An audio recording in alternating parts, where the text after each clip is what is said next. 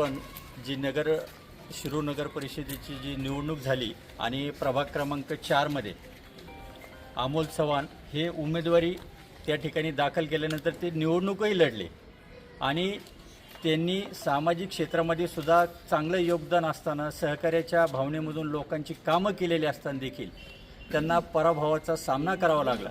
परंतु त्यांच्या कामाची दखल घेऊन आज शिरूर नगर परिषदेचे सभागृह नेते असतील, माजी आमदार असतील, विद्यमान आमदार असतील यांनी यांच्या कामाची कुठेतरी दखल घेतली आणि आज त्यांना नगरपालिकेचे स्वीकृत सदस्य नगरसेवक म्हणून त्यांची आज निवड झालेली आहे। आज काय सांगणार अमोल आज या प्रसंगी तुम्ही आज काय वाटतं? जे 2 तारखेला 2 डिसेंबरला जी निवडणूक प्रक्रिया पार पाडली त्यामध्ये मला जे मतदान पडलं, प्रथमतः मी त्या 811 लोकांचं मनापासून धन्यवाद व्यक्त करतो की त्यांनी माझ्यावरती जो विश्वास टाकला।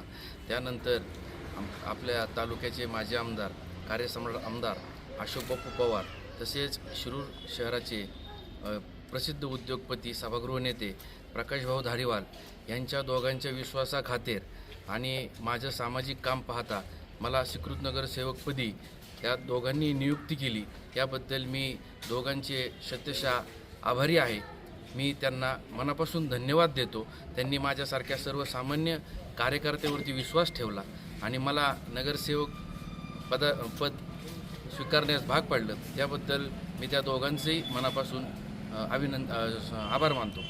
आता हा प्रभाग जो आहे तसं जर पाहिलं तर सुशिक्षित लोक आहेत या ठिकाणी, अतिशय विचारपूर्वक प्रत्येक कामाची दखल घेत असतात आणि आज योगायोगाने आज तुम्हाला स्वीकृत नगरसेवक म्हणून नगर परिषदेमध्ये ही संधी मिळालेली, याचं सोनं करण्यासाठी तुमचं काय भविष्यातला प्लॅन आहे? भविष्यातला प्लॅन की लाईट असेल, पाणी असेल, ड्रेनेज असेल, या सर्वांच्या बाबत जे जनतेचे प्रश्न आहेत, मला जो फोन येईल ते मी लवकरात लवकर पूर्ण शिरूर शहरातून कुठून पण फोन आला तर मी लवकरात लवकर तो दूर करण्याचा प्रयत्न माझा असेल। मी प्रभाग 4मधला उमेदवार जरी असलो तरी मला कोणत्या पण प्रभागातून फोन आला तर मी तातडीने सर्व प्रश्न जनतेचे सॉल्व करेल। काय असं कुठं आज ज्यावेळेस स्वीकृत नगरसेवक म्हणून आज तुम्हाला जी जबाबदारी मिळालेली तर ही खूप मोठी जबाबदारी मिळालेली, तर याला पेलवण्यासाठी येणाऱ्या काळामध्ये आपल्या प्रभागामध्ये असेल, शिरूरमध्ये काय भविष्यातला अजेंडा घेऊन आपण पुढे चालणार आहे का? आदर्श वार्ड म्हणा किंवा एक आदर्श नगरसेवक म्हणून याच्यासाठी काही डोक्यामध्ये कल्पना आहेत का? असे की आदर्श ठेवायचा झाला तर आज खारेमाळ्यासारखे ठिकाणी आज रस्ते नाही आहेत किंवा आमच्या खारेमाळा आणि सूरजनगरला जो ओढा जातो, नैसर्गिक स्रोत आहे, ओढा जातो, त्याची दुर्गंधीने खूप त्रास होतो। तसेच सूरजनगरला इंटरनल रस्ते जे केले होते ते पण खूप खराब झाले, तर त्या संदर्भात मी पहिली प्रायोरिटी तिथे देऊ इच्छितो। तसेच सुशीला पार्कलासुद्धा रस्त्याचा प्रॉब्लेम आहे, ते सुद्धा मी वारंवार तिथे नगरपालिकेत उद्या विषय मांडणारच आहे।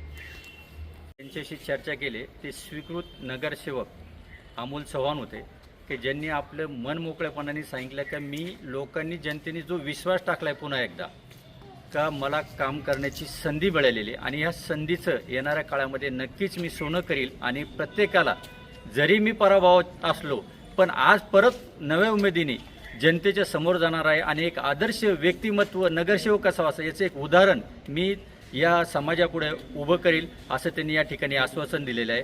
शिवशाही न्यूजसाठी मी फैजल पठाण, शिरूर। ताज्या घडामोडी जाणून घेण्यासाठी शिवशाही न्यूज यूट्यूब चॅनलला सबस्क्राईब करा। आपण हा व्हिडिओ फेसबुकवर पाहत असाल तर फेसबुक पेज फॉलो करा आणि शिवशाही न्यूज.com या आपल्या वेबसाईटलाही भेट द्या।